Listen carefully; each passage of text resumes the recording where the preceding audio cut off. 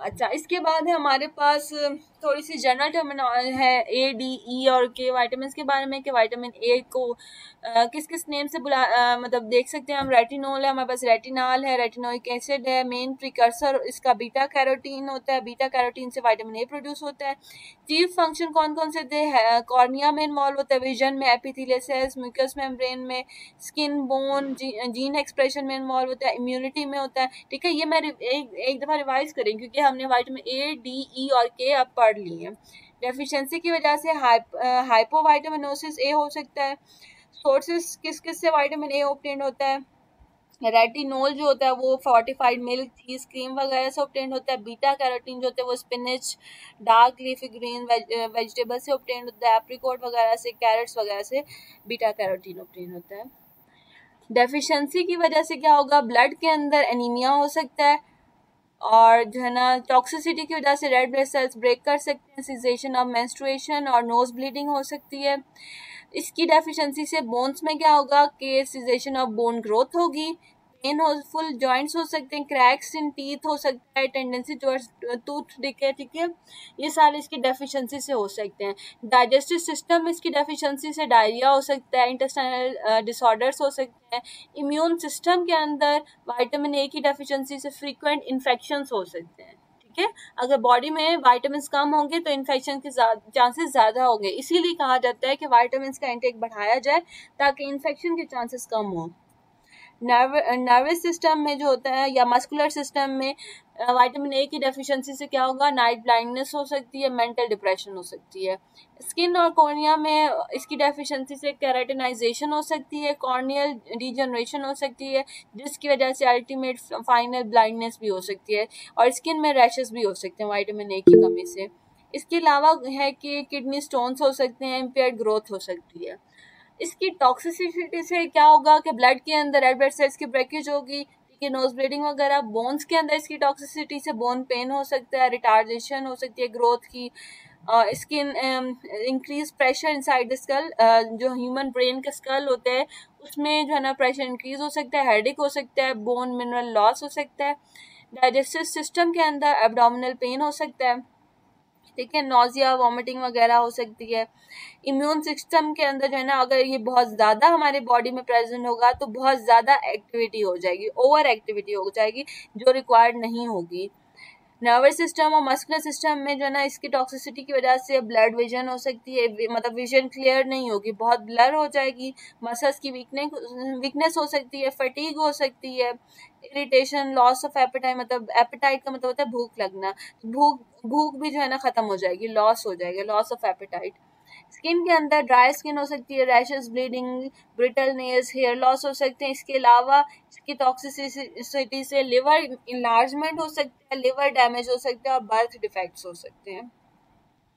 Vitamin D जो है उसकी डेफिशिएंसी से क्या होगा कि बोन्स की जो है ना एबनॉर्मल ग्रोथ होगी, miss happens, bones growing of legs, soft bones, joint pain, malformed teeth वगैरह हो सकते हैं। इसके अलावा नर्वस सिस्टम में विटामिन डी की डेफिशिएंसी से मसल स्पैज्म हो सकते हैं। इसकी टॉक्सिसिटी से क्या होगा विटामिन डी के कि ब्लड कैल्शियम लेवल बहुत ज़्यादा बढ़ जाएगा। ठीक है, जितना टॉक्सिसिटी का मतलब ये होता है ना कि अगर कोई भी विटामिन बहुत ज़्यादा अमाउंट में प्रेजेंट है, रिक्वायर्ड अमाउंट से ज़्यादा, तो उस वजह से उसकी टॉक्सिसिटी होती है। तो जब ज़्यादा अमाउंट में होगी तो ब्लड में कैल्शियम की जो है ना एब्जॉर्प्शन भी ज़्यादा होगी, तो इस वजह से इसके लेवल भी इंक्रीज कर जाएगा। कैल्सिफिकेशन ब्लड वेसल्स की बहुत ज़्यादा हो जाएगी, और हार्ट टिश्यूज़ की। बोन्स और टीथ में क्या होगा कि इधर भी अगेन टीथ की कैल्सिफिकेशन हो जाएगी, थिनिंग ऑफ टूथ एनेमल जो है ना वो थिन होना स्टार्ट हो जाएगा। नर्वस सिस्टम में एक्सेसिव थर्स्ट लगना शुरू हो जाएगी, headache, irritability, loss of appetite और वीकनेस वगैरह होगी। किडनी स्टोन्स प्रोड्यूस हो सकते हैं अगर विटामिन डी बॉडी के अंदर बहुत ज़्यादा है। कैल्सिफिकेशन ऑफ सॉफ्ट टिश्यूज हो सकता है, मेंटल और फिजिकल रिटार्डेशन हो सकती है ऑफस्प्रिंग्स की, बच्चों की। ठीक है, विटामिन ई की डेफिशिएंसी से क्या होता है कि हमारे पास ब्लड सर्कुलेटरी सिस्टम में क्या होगा कि रेड ब्लड सेल्स की ब्रेकेज हो जाएगी और एनीमिया हो सकता है। डाइजेस्टिव सिस्टम में nerve degeneration, weakness, difficulty in walking और लेग में क्रैम्प्स पड़ सकते हैं। विटामिन ई की टॉक्सिसिटी से क्या होगा कि एंटी क्लॉटिंग जो मेडिकेशंस है ना उनके इफेक्ट को ये इन्हांस कर देगा, उनके साथ रिएक्ट करेगा और इंटरेक्ट कर देगा, और उसके इफेक्ट के साथ जो है ना इंटरफेयर करेगा। डाइजेस्टिव सिस्टम में डिस्कम्फर्ट हो सकता है, इसकी टॉक्सिसिटी से नोजिया वगैरह हो सकता है, विजन ब्लर्ड हो सकती है, फैटीग हो सकती है बॉडी में, ठीक है। विटामिन सी की डेफिशिएंसी से इम्यून सिस्टम जो होता है ना वो सप्रेस हो जाएगा। जब इम्यून सिस्टम सप्रेस होता है ना, इम्यूनिटी फिर इंसान में कम हो जाती है, तो इम्यूनिटी कम होगी तो जो है ना इन्फेक्शन के चांसेस भी बढ़ सकते हैं, ठीक है। जब इम्यूनिटी कम होती है तो फ्रीक्वेंट इन्फेक्शंस होती हैं, बहुत जल्दी जल्दी इन्फेक्शंस बॉडी में हो जाती हैं। ब्लीडिंग की गम्स हो सकती है, ब्लीडिंग गम्स, जैसे विटामिन सी का बहुत ज़्यादा आप लोगों ने सुना होगा कि ब्लीडिंग ऑफ गम्स होती है ना, तो ऐसे पेशेंट को विटामिन सी के सप्लीमेंट्स दिए जाते हैं, ठीक है। और विटामिन सी वैसे है कौन सा हमारे पास विटामिन हमारे पास वाटर सॉल्युबल विटामिन है, ठीक है। इसकी डेफिशिएंसी से नर्वस सिस्टम में मसल डीजनरेशन हो सकती है, पेन हो सकता है, डिप्रेशन, डिसओरिएंटेशन हो सकती है। स्केलेटल सिस्टम में बोन फ्रेजाइल हो जाएंगी, जॉइंट्स में पेन हो सकता है, स्किन में पिन पॉइंट हेमरेज हो सकते हैं, मतलब ब्लीडिंग होगी, रफ स्किन हो जाएगी, ब्रूसेस बनना शुरू हो जाएंगे, failure of wounds to heal, जो वुंड्स होते हैं ना बॉडी पे, अगर कोई जख्म वगैरह है तो वो उसकी हीलिंग का प्रोसेस जो होता है ना वो सही से नहीं होगा। टॉक्सिसिटी, विटामिन सी की टॉक्सिसिटी से क्या होगा, नोजिया, एब्डोमिनल क्रैम्प्स, डायरिया वगैरह हो जाएंगे, हेडेक हो सकता है, फैटीग हो सकता है, इंसोम्निया हो सकता है। इंसोम्निया का मतलब होता है लॉस ऑफ स्लीप, ठीक है। पेशेंट में जो है ना नींद नहीं आएगी, ठीक है। अगर लॉस ऑफ एपेटाइट होगा, एक तो वर्ड होता है लॉस ऑफ एपेटाइट, उसका मतलब ये होता है कि भूख नहीं लगती, और दूसरा होता है इंसोम्निया। इंसोम्निया का मतलब होता है loss of sleep.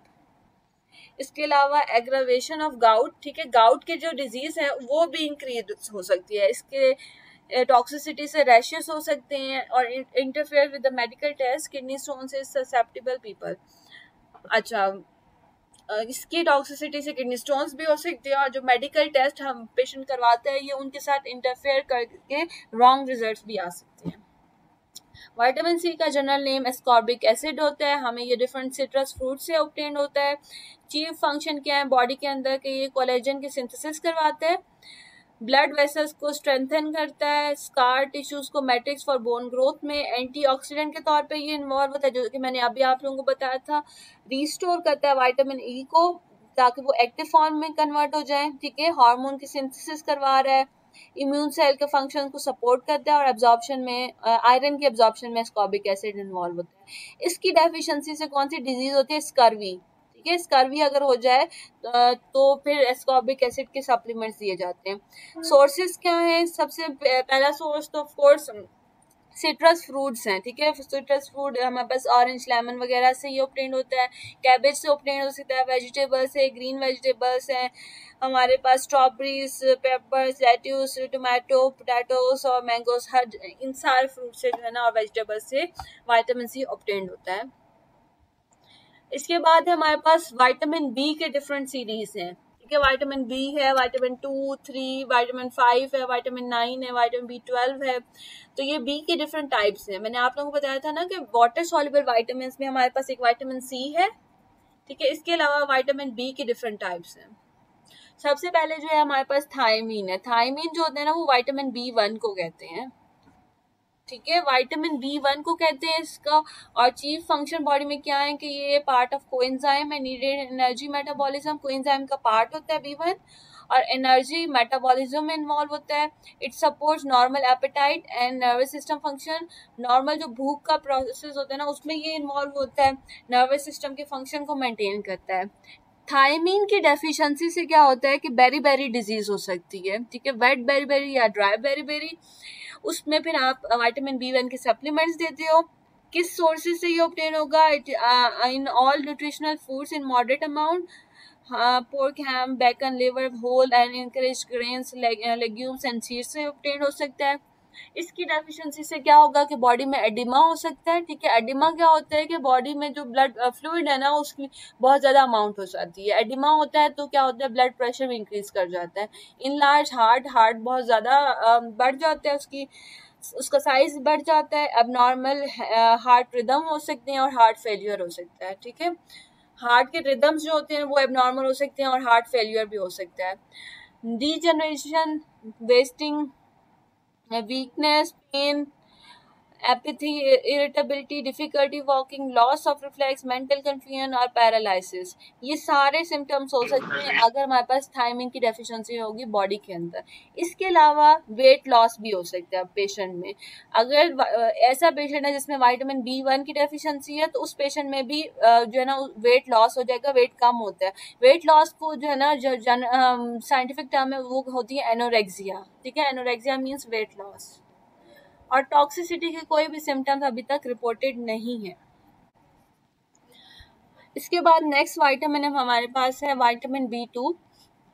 Vitamin B2 का कॉमन नेम है राइबोफ्लेविन, ठीक है। राइबोफ्लेविन जो होते हैं इसके चीफ फंक्शन बॉडी में क्या क्या है? It is a part of coenzyme. Coenzyme का पार्ट है, जिस तरह विटामिन B था ये भी कोएंजाइम का पार्ट है। नीडेड इन एनर्जी मेटाबॉलिज्म, कोएंजाइम जितने भी होते हैं वो एनर्जी मेटाबॉलिज्म में इन्वॉल्व होते हैं। Supports normal vision and skin health, normal vision में इन्वॉल्व होती हैं और स्किन की हेल्थ को जो है ना एक्सेलरेट करते हैं, स्किन की हेल्थ को बेनिफिट करते हैं, मेंटेन करते हैं। और डेफिशिएंसी की वजह से कौन सी डिजीज हो सकती है? एरेबोफ्लेविनोसिस, ठीक है। एरेबोफ्लेविनोसिस किसकी वजह से होगी? विटामिन B2 की डेफिशिएंसी की वजह से होगी। सोर्सेज क्या है? मिल्क से ऑब्टेन्ड हो सकता है, yogurt, cheese, meat, liver, leafy green vegetable, grain, breads and cereals से ऑब्टेन्ड होता है। इसकी डेफिशिएंसी से क्या हो सकता है कि cracks at corners of the mouth, mouth के कॉर्नर्स पे क्रैक्स हो सकते हैं, ठीक है। स्मूथ मैगेंटा टंग हो सकती है, ठीक है। सोर थ्रोट हो सकते हैं। स्मूथ मैगेंटा टंग क्या होती है कि smoothness of the tongue is caused by the loss of its surface structure and is termed ग्लॉसाइटिस।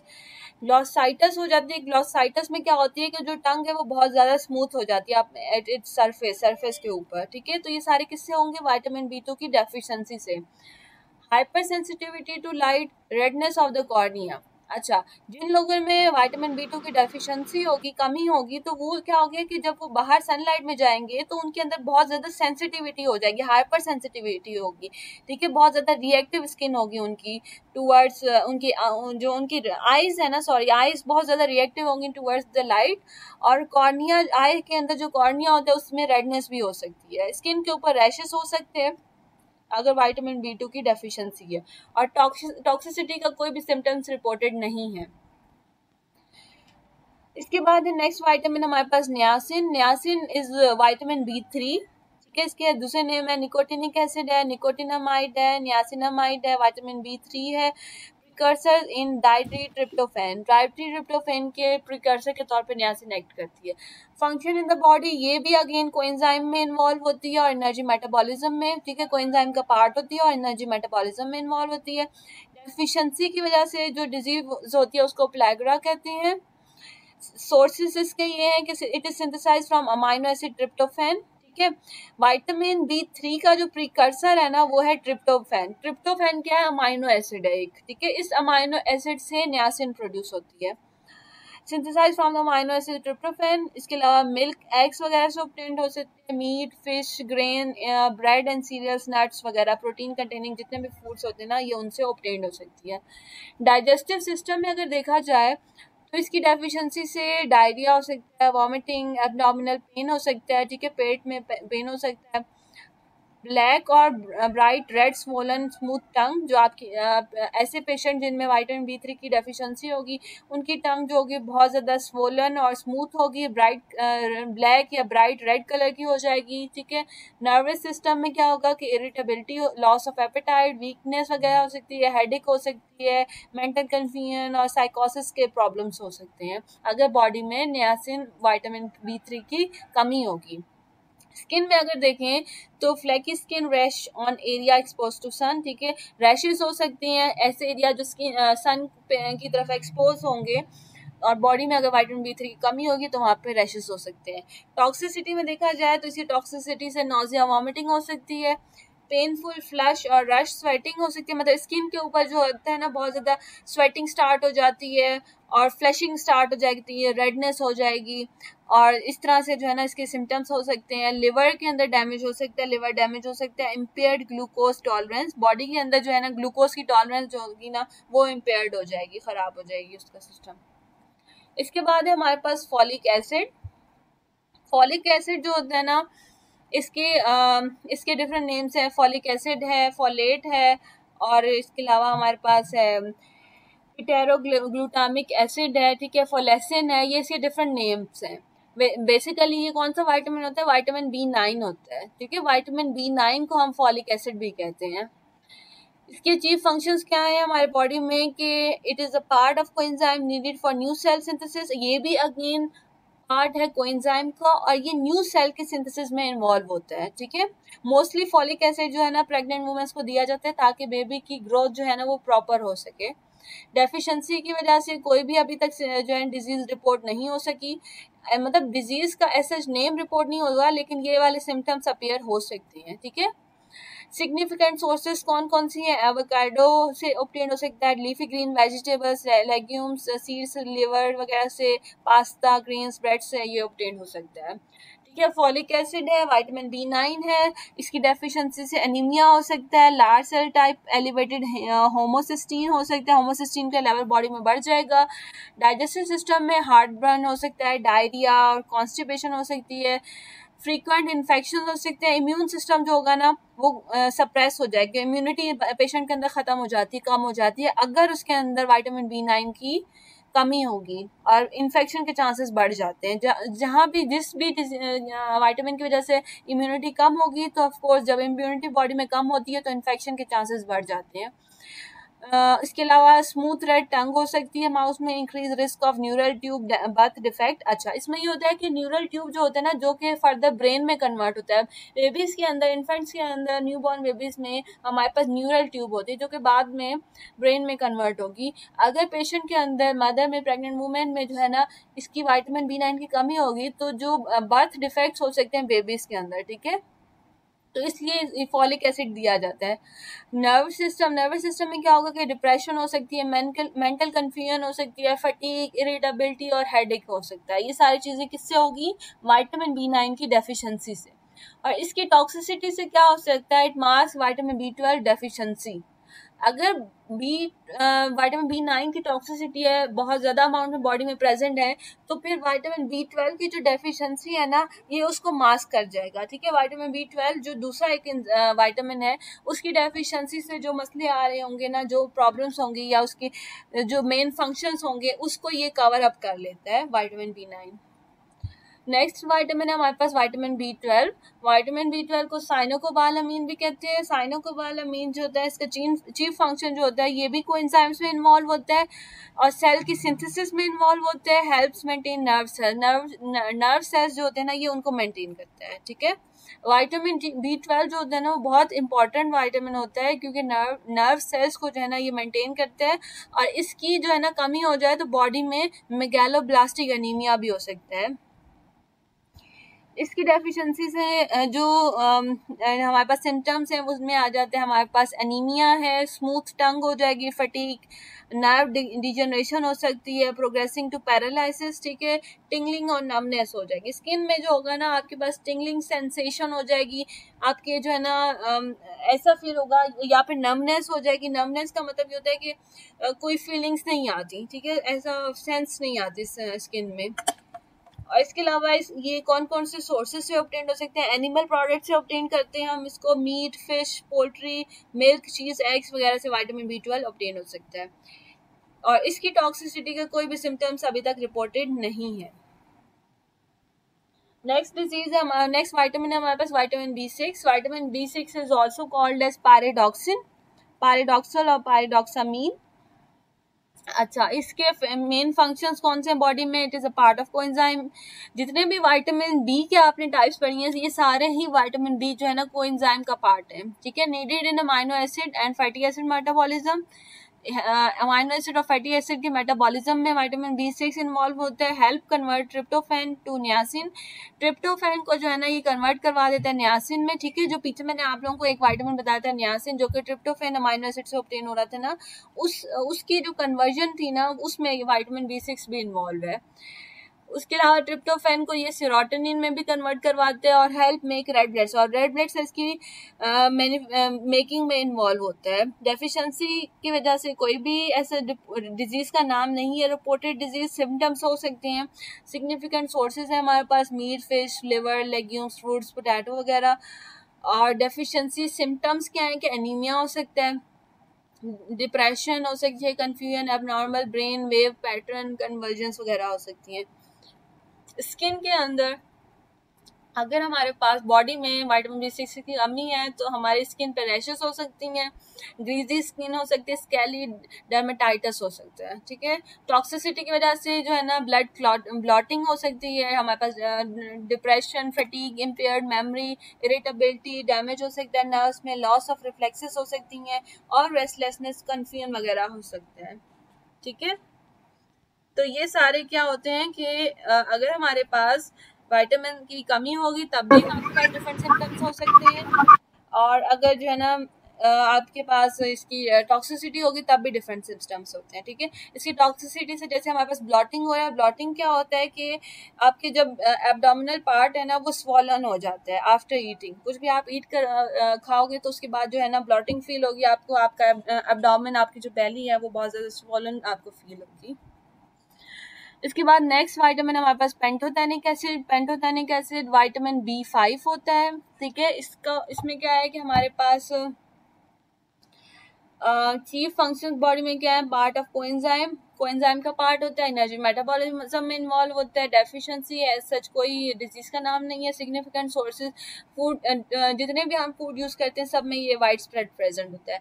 Digestive system में अगर इसकी मतलब डेफिशिएंसी हो जाए तो डाइजेस्टिव सिस्टम में क्या इसका इफेक्ट होगा कि वॉमिटिंग हो सकती है, इंटेस्टाइनल डिस्ट्रेस हो सकता है। इसके अलावा इंसोम्निया हो सकता है, that means loss of sleep, fatigue हो सकती है, हाइपोग्लाइसीमिया हो सकता है, बॉडी के अंदर ग्लूकोज का लेवल कम हो जाएगा ब्लड के अंदर। ठीक है, ब्लड के अंदर ग्लूकोज का लेवल कम होता है तो उसको हाइपोग्लाइसीमिया कहते हैं। Increase sensitivity to insulin, insulin की तरफ जो है ना बॉडी की सेंसिटिविटी इंक्रीज कर जाएगी। टॉक्सिसिटी की वजह से क्या होगा कि बॉडी में वाटर रिटेंशन इंक्रीज कर जाती है। नेक्स्ट विटामिन है हमारे पास बायोटीन।